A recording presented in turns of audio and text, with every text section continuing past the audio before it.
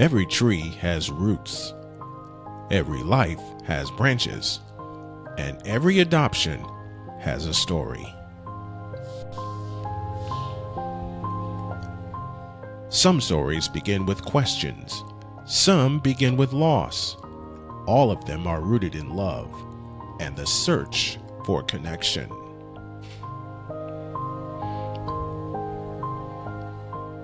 This is Janet Monroe, and this is Roots and Branches Adoption Stories, a podcast where real stories take root and grow. Because the more we share, the more we understand, and understanding helps us grow.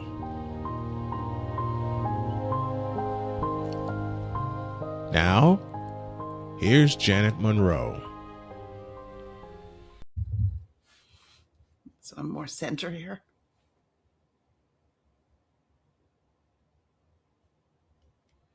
Hello, and welcome to Roots and Branches Adoption Stories, where we explore the journeys that shape families in unexpected ways.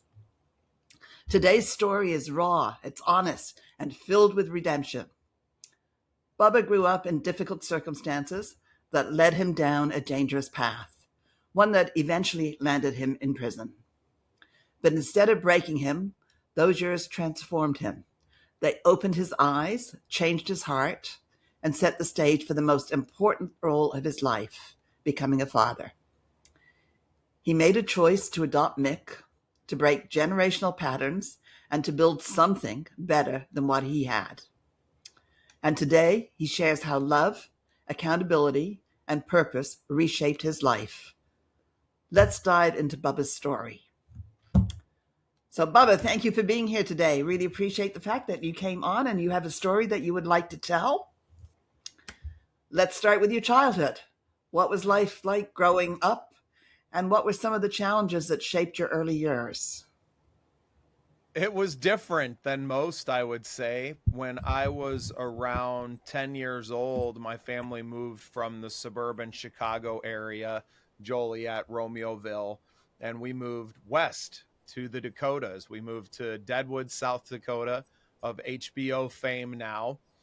But we moved onto a piece of wooded property. My dad bought an acre in the middle of the national forest in a small subdivision there, and we rolled out there with our life on a trailer and in the back of the family dump truck. My dad runs a landscaping company still to this day, but packed up our whole world and we moved into a tent for a summer while we built a small dwelling, just the basement first. In that first summer, we lived in the two rooms down there with the bathroom and a large, living room, kitchen, kind of put together for a year and a half-ish until the upstairs portion of the house was finished, adding another bedroom and, doubling the square footage. But yeah, that informed a lot of who I became. It gave me an adventurous spirit, and it was different. It was, its own struggles growing up, not necessarily off the grid, but definitely out of town and away from it. We were, 10, 12 miles south of Deadwood, and it limited the amount of friends. We were very fortunate. The subdivision we lived in, there was several families along that stretch, all the kids kind of falling around similar ages. So we spent a lot of time with those kids and, with our neighbors, but a very rural setting, even in a rural setting such as Deadwood, pretty isolated. And in my childhood, we dealt with some pretty rough circumstances because of my dad and his now current wife's extramarital affairs and the pressure that it put on all of us in the family, and a lot of bullying at school, a lot of things that I just went through that I didn't necessarily put labels on at the time, was just kind of thrown into survival mode, not just myself, but my mother in the same way, my younger siblings even more so, we all have a little bit different stories and situations that we came out of. When I graduated high school, my mother divorced my father, and at that point my two brothers, they kind of split as well. One went with my mom, both went with my mom initially, and then my youngest brother moved back home with my dad, or back to Deadwood, when my mom had moved to Illinois to be closer to her family. And I just took off. I went to the West Coast. I threw my guitar on the back. I read Jack Kerouac's On the Road around this same time, so that probably influenced my a sense of adventure, and to say, oh, you know what, I can just do that. That seems like a really nice way to run away from these circumstances that I really don't want to face anymore, and not dealing with the emotional toll that it had taken on me. I think I found comfort in masking with drugs and alcohol and just the party scene. And especially as a young man, I mean, we're talking 19, 20, 21, 22 years old. So very easy for me to fall into those. I've always been a people person. I've never had trouble starting up a conversation. So I often fell in with crowds and found myself with a hustling mentality. I was never, I would say, I was never desperate. I always found a way to survive and to, but never really to succeed, and never to really put down roots anywhere that would have built a solid foundation to build a real life off of. And this continued on until, my mid to late 20s, as I am, getting older, starting to have a family of my own. I had an older son born in 2012, and still wasn't necessarily capable of I guess you would say a normal life, right? Going to work and just carrying on a 9 to 5 and doing those. I didn't even have the skills, I feel like, to just do that. I was so stuck in a survivalist mentality that it was just and very comfortable in the chaos. I think that it was just from one chaotic mess to another, and until catching charges for selling marijuana in 2015, and concurrently, going on the run and meeting the mother of my two children and getting married and going to Mexico on the run. It was just chaos until So if you could look back, okay, well, you are looking back. What do you wish you could have told that younger version of yourself? I don't know if there's anything that I could have told that younger version of myself. He was pretty headstrong, and he was in many ways the same way that I am now. But I think one thing I would say is that this life is a marathon. And even in the midst of all of this chaos, now you have a long life ahead of you. And I think in so many ways, I had convinced myself that my life was going to be a short one. And even though I tried, through, I never went to the hospital for overdosing, but I definitely took too many times. I definitely drank too much and I could have been dead. I could have died along all of these spaces that I also found that, well, I'm pretty freaking hard to kill. And I wasn't going to go easily. This body was built to take a lot of that punishment that I was willing to give it. And it wasn't going to end that easily for me. Not that I ever attempted suicide, but I also at certain times didn't care if that one more drink or one more pill or one more anything was going to be the last one. I never had that healthy fear of the unknown. And to explain to someone who's 20, who's convinced that their life is going to end possibly before 30, that, look, buddy, you got 70, 80 years that you need to plan for, and children that are coming, and a different life that's going to unfold before you. I don't know if I would have believed me anyway. All right. So, did you have those charges against you before you were married, or was that after you were married? No, that was before. So my children's mother, their biological mother, Wendy, my ex-wife, had kind of landed on my doorstep. And at the time I knew she was already pregnant. I had known some of those smaller circles that we were in. I also knew that this child that she was carrying, that the father was not going to be a part of his life regardless. And I, in the midst of, I was doing a lot of, methamphetamine at the time. And I don't know that it was necessarily a moment of clarity, but it was a moment where I saw a child that was going to be lost, whether it was to a system or to just a very bad situation, and decided that I wasn't going to necessarily let that happen. I wasn't going to allow this child to be raised without a father, and committed by marrying his mother to being his father. And I had already had another son, Judah, who I was battling for custody of at the time. And I was not really getting a chance to be a part of his life. Not that I deserved it at that time either, reflecting on that now. A lot of that kind of spurns into each other. Am I depressed because I'm not seeing my son, or am I not seeing my son because I'm depressed and making bad decisions?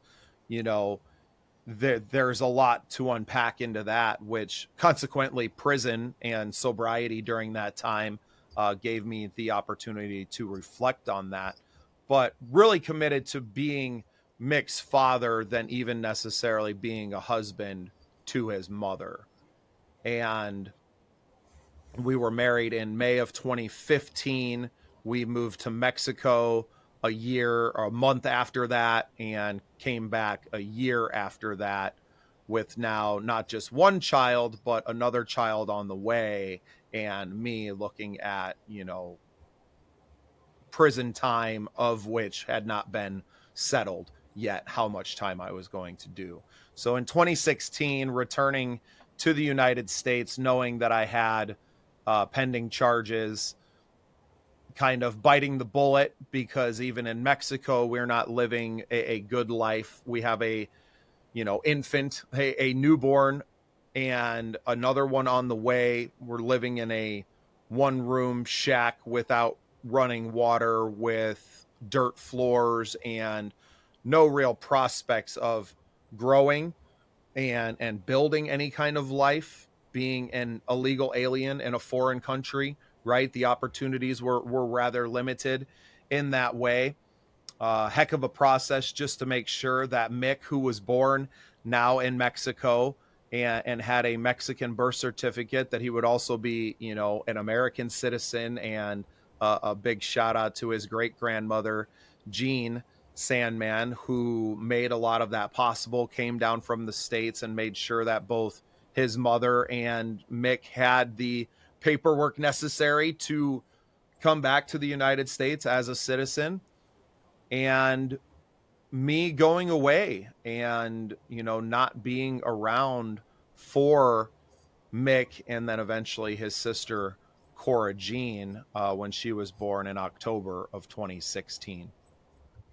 So, when you came back to the States, were you immediately arrested and Yes. incarcerated, or? Yep. By Customs and Border Patrol. They were very gracious in the process to allow me to hug my wife and child, and to converse with them. But it also put my wife and child in a very precarious situation now, because we were traveling together and having no plan or really letting anyone know what was going on. Now my wife, who has never met really, I mean, she's met my brothers a few times, but is now having to rely on other people to get her, from the border inside of the United States now to wherever that they need to go, whether it's by bus or whatever. I think it was by Greyhound eventually, while I was detained in Texas on the border there for a month, awaiting transport to come back to South Dakota, where my charges were at. So you were charged in South Dakota. You went to trial in South Dakota, and you were incarcerated in South Dakota. Yes, ma'am. All right. Was there a moment, either before or during your sentencing, when you realized that things needed to change? I think the moment came in Mexico. My grandfather on my father's side, his health was failing. I knew that trend was only going to continue. Right. I have, grandmother on my mom's side who's now gone as well. But looking at my life in the scope of, you are still here and you are still going to be here, and you need to be able to look past tomorrow or next week or next month. You need to be able to look 5-10 years in the future. Where is your life going to be? Where do you want your life to be?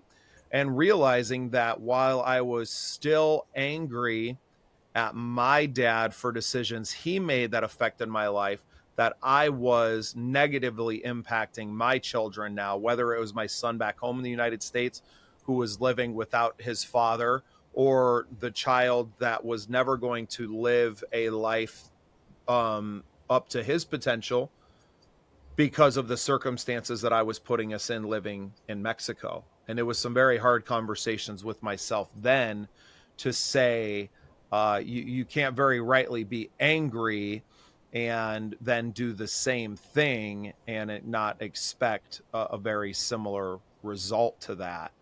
So I made the commitment in Mexico to come back and to deal with the choices that I had made, to deal with the repercussions, no matter what they may be, to do it while my children were young enough that they may not even remember. And that's exact. I mean, none of my kids really remember me being gone. For Judah, my oldest, I was already gone. So me being in prison or being in Mexico was the same thing. I was just not there.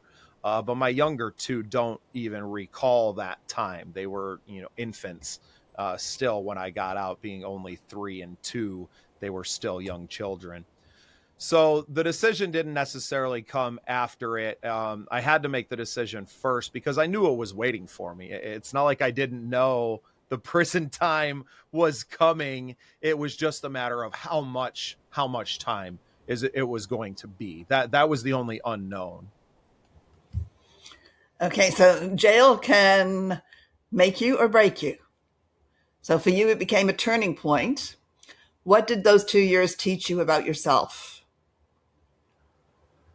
How angry I was, how I was letting that anger dictate a lot of who I was, and it was keeping me from relationships. It was keeping me from success in a lot of ways. It was putting an unnecessary chip on my shoulder that I didn't need to carry. I was putting these burdens because of anger and hatred on myself, and it was only poisoning me. It wasn't necessarily affecting anyone that I was angry at. And it was sobriety and obviously counseling, and you're getting resources in prison, substance abuse, and a lot of the substance abuse counseling that you get is trying to dig at the why are you like you are. And a lot of what that was teaching me was that you weren't necessarily addicted to one substance or what that drug gave you. I was just masking this hurt and this pain and then the anger with whatever I could get my hands on. It didn't necessarily matter one over the other. At times it was more this than that, but most of that came down to availability.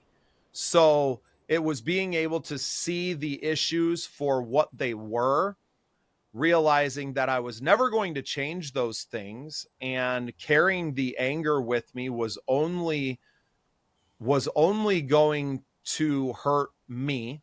It was only hurting me, and that I was the only one who had control over the decisions that I make going forward.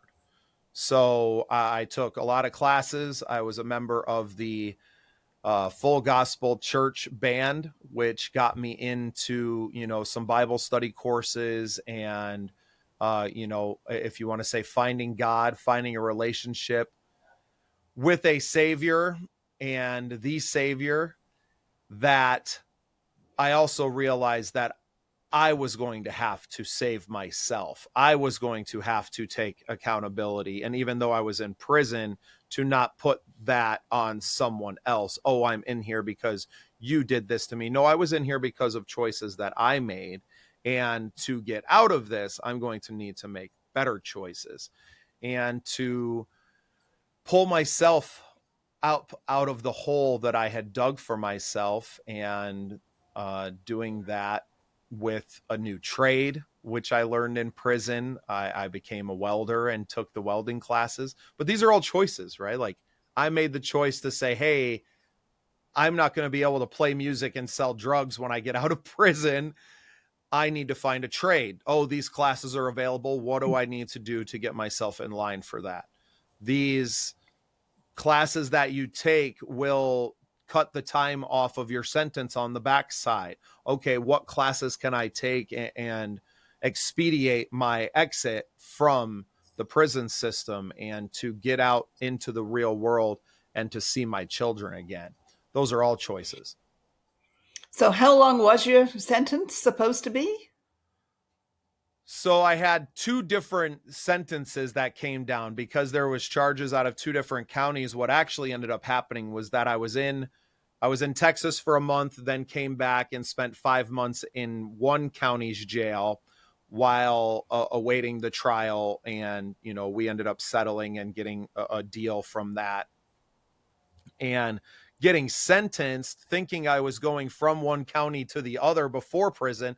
Well, they sent me to the prison first, and I actually had to once again make the choice that I was going to try and do the work to get this settled while I was in. What they were going to do was wait until I was done with the one sentence, then send me back to this other county and have it all moving again. And I actually reached out to the other county myself and got a court date, and my initial sentence put me out like 6 months after I had gone in. So I was like, sweet, we're getting out.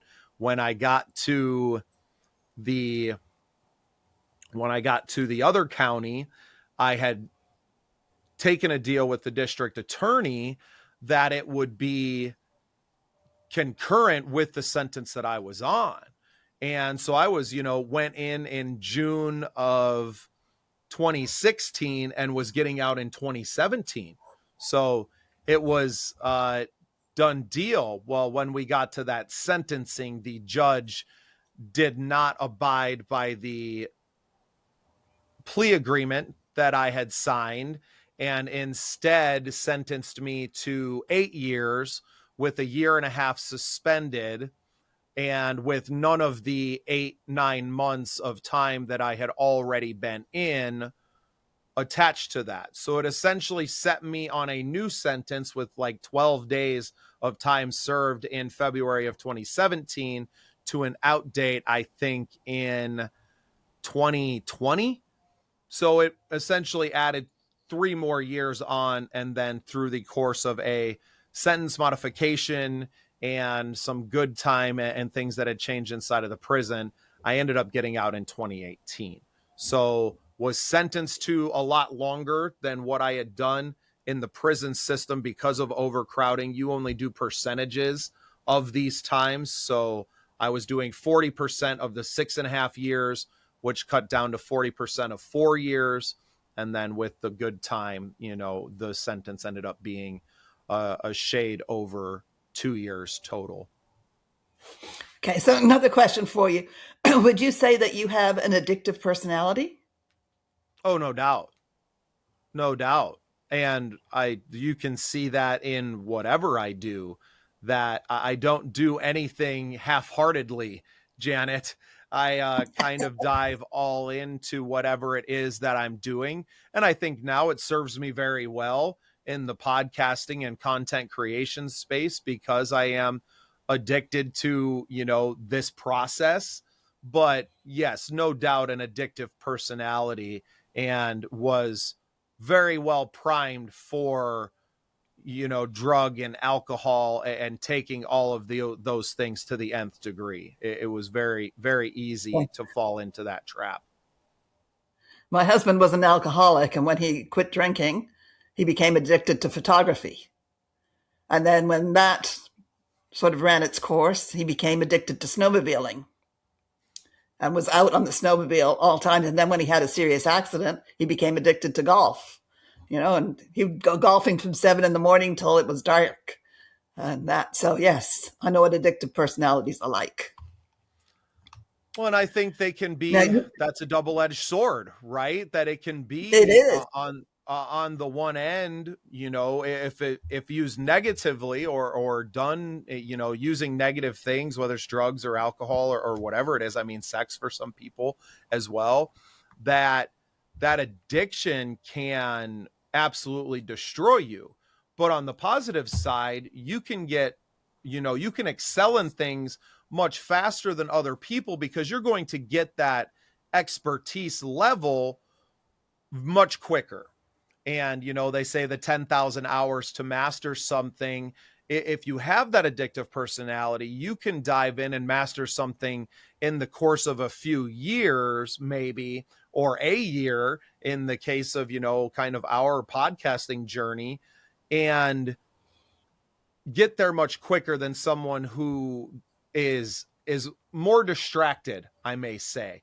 We can really focus in on a single thing, but that also comes with its detriments too, because I'm sure that as you get addicted to something new and you go headlong into that, undoubtedly you maybe ignore or neglect some things like family or others inside of that as well. So yeah, a superpower, but not without the negative side of the coin. I definitely agree with that. So you eventually married someone who worked at the facility. How did that relationship begin, especially after your release?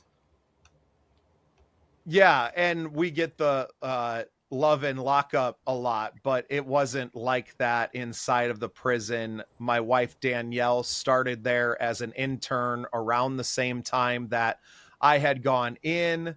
Obviously, younger, attractive intern. Then she moved into the correctional officer role. She had quit and moved on before I was ever released. And she was still just, someone who worked there while I happened to be there. Now, when she had left, she had actually moved closer to the area where I had paroled out to. Me not wanting to return. I mean, my ex-wife, I was still married at the time when I got out, but my ex-wife had another child just a few months prior to that. I was in the process of divorce as soon as I hit the fence and going through that. And not that I necessarily thought that, Danielle and I's relationship would bring us to where we are now. I don't think either one of us really envisioned that, but I just wanted someone who wasn't what I was used to, right? I wanted to have conversations with someone that came from a different world, and my wife definitely did that. She has a very stable family. Her mom and dad have been together for going on 40 years now, I do believe, or more than. her dad is a farmer. They live a very small, close-knit life with their family. And it was just a much different upbringing that she was raised in. And so I think I was looking for that. I was looking to get out of the chaos and to meet someone whose experience in life was so much different because their lifestyle didn't involve chaos in any form or fashion, or maybe its own brand of chaos that looked a little less messy, that I think I was attracted to that. And obviously my wife is a beautiful, beautiful woman, and there was a lot to be attracted to. She had recently graduated college, just so many. I looked at someone who was 10 years my junior, who had just graduated school and left a job where she was doing very well to go and chase a dream. So there was stability, but there was also that this is someone who's not afraid to take chances. And that's really where I fell in love with my wife, that she didn't have to, to move away and prove it. But I think she did it to prove it to herself that she could stand on her own feet. And that was very, it took a lot of guts. And I think I really admired her for that. And now, of course, it's funny because we live in her hometown and her parents are right down the road, and we're, 10 minutes from the prison that I was a resident at for a couple of years. But I love this life, and I was very attracted to what that could mean for someone who has my proclivities of kind of flying off the handle, to have a very stabilizing force in my life, an anchor, if you will, in the ocean of life. All right. So you were married to Wendy and you had Mick. Was your name on his birth certificate as the father? Not at the time, no, because I did not have my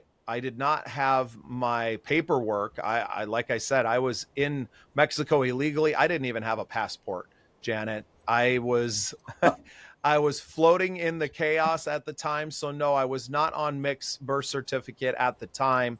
We went through that in the adoption process, which was tied in with our divorce process. And it was at that time that his biological father rescinded his rights and, signed the paperwork there to allow me to be on Mick's birth certificate. Then you said you had another child, Cora Jean? Cora Jean, yep. So with Wendy. And is she your daughter? My daughter, yes. Yep.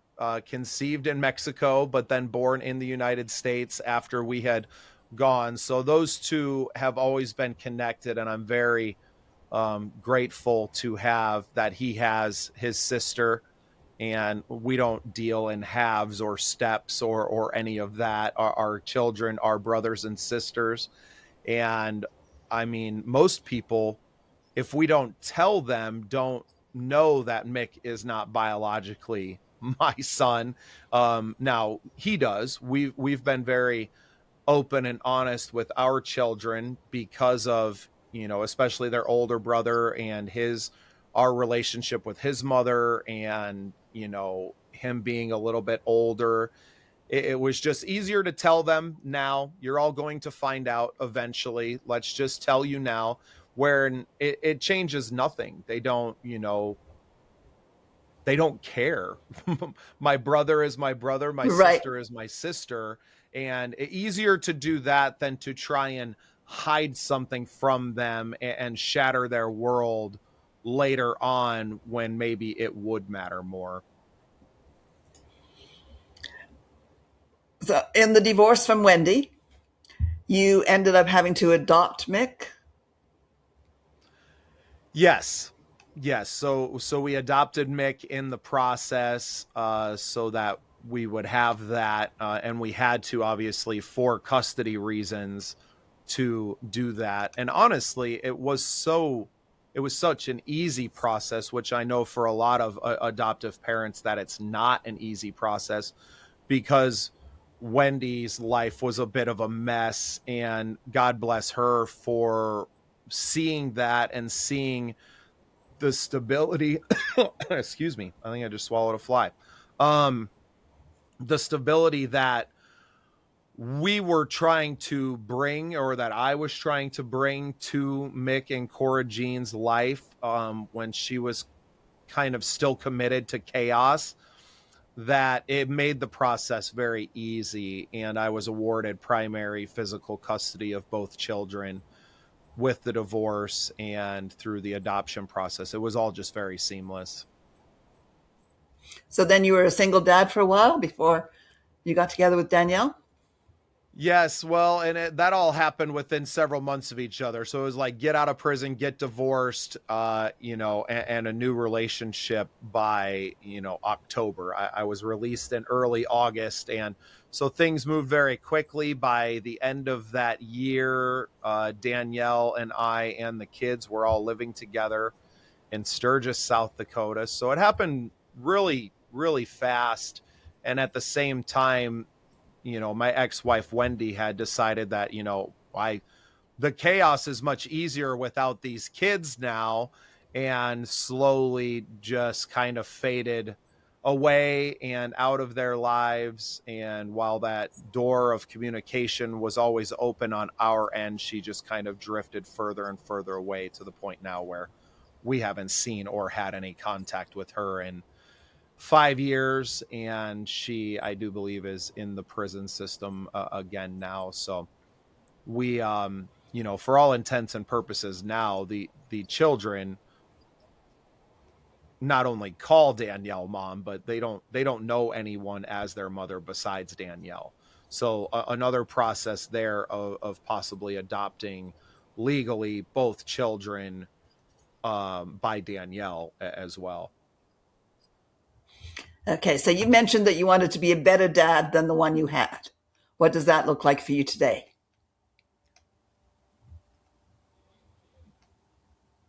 Being present, which my dad wasn't not present. He coached a lot of our teams and to do those things, but also being conscious of the choices that I'm making in my own personal life that will affect the children. And I don't know that my dad ever saw what effect his personal choices from the time that I was 12 to 18 were having on us as children. And so being conscious of that, I think that's a huge step, to look in the mirror and to go, hey, the choices that you are making are screwing up your kids right now. That was a choice.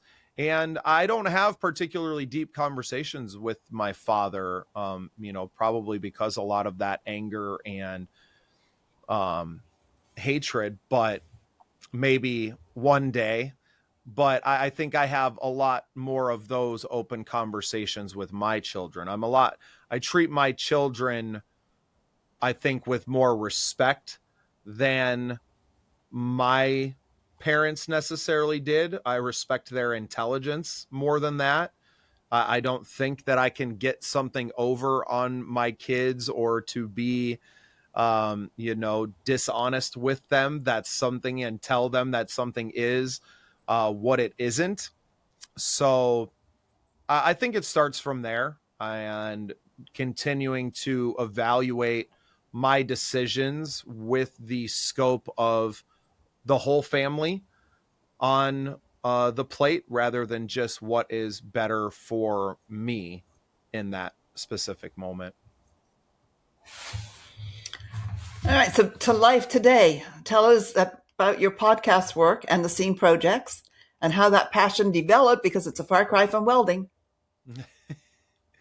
Well, and the welding spurned it on, just going to a factory every day and coming home, dirty and sore and tired, and looking at that from someone who entered the workforce much later in my life, and looking forward to a 30-year stretch of doing this. I couldn't see it.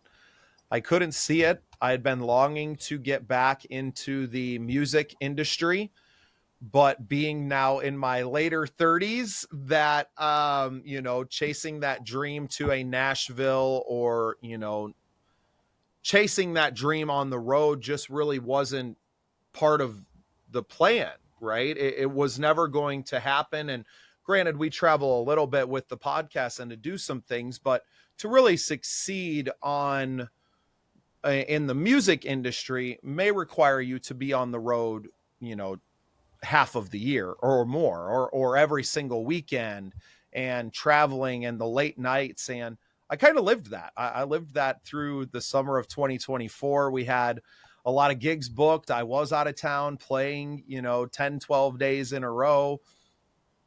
And I realized that wasn't what I wanted.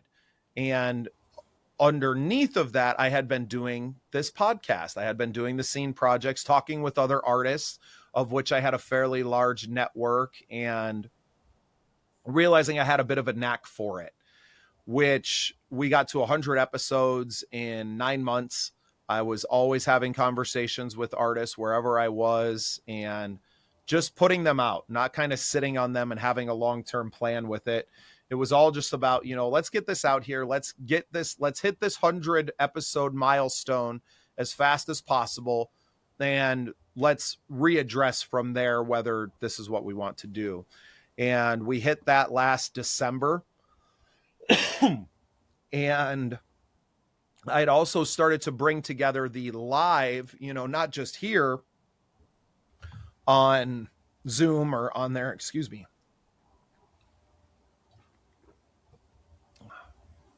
I think that little fruit fly is still stuck in my throat, Janet. Hope it tastes good. It wasn't bad. It was bringing the experience that I had learned over 2024 behind a microphone here in this setting. And we didn't really even do a lot on Zoom at that point, but bringing that broadcaster side and marrying it with the live performance that I had done for 20 plus years already. So it was, well, how do we bring this into these venues? How do we use this network of venues and artists that I have and start to bring that together? So we started to shoot video of these songwriter showcases where I was able to bring out artists to interview them, but then also to have them play their songs and to share their music. And it really took off. It was awesome to see those things married together and to realize that we were onto something that not a lot of other people out there were doing. And I just committed to supporting as many artists as we could. You fast forward to today, we have over 400 episodes. We have so many conversations. Some of these episodes are multiple interviews. Excuse me. I was recently featured on the red carpet at the Josie Music Awards in Nashville, Tennessee at the Grand Ole Opry House. I did 150 interviews that night. So we found a niche, and now it's just a matter of continuing to do it. Oh, by the way, we also won the Content Creator of the Year award from the Midwest Country Music Organization just this last April. So congratulations. That fruit fly. Yeah, it got me. So, Bubba, finally, what message do you want to leave with anyone who feels stuck in their past? Let it go. Let it go.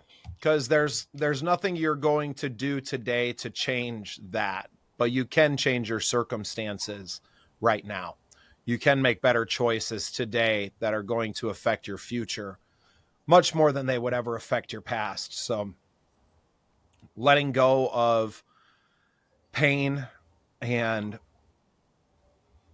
anger, hate, especially, it's your only way through.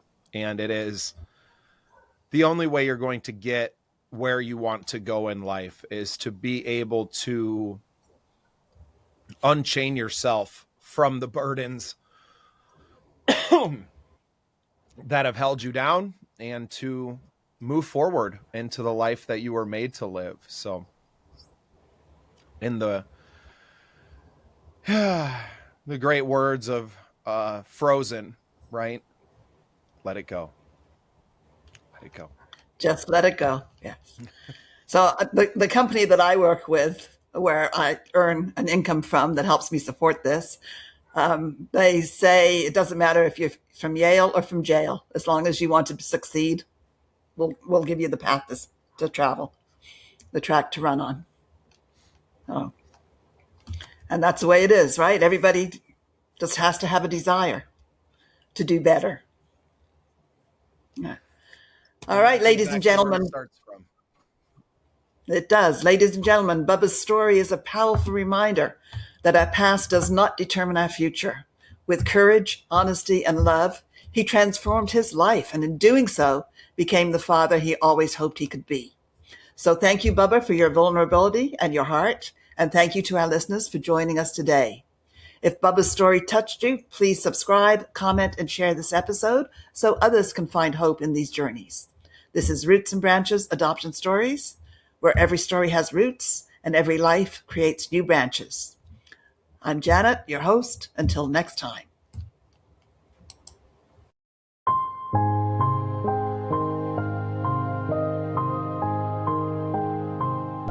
Thank you for tuning in to Roots and Branches Adoption Stories, where every tree has roots, every life has branches, and every adoption has a story. Got an adoption story you want to tell? Want to learn more about adoption stories? Then visit rootsandbranchesadoptionstories.com.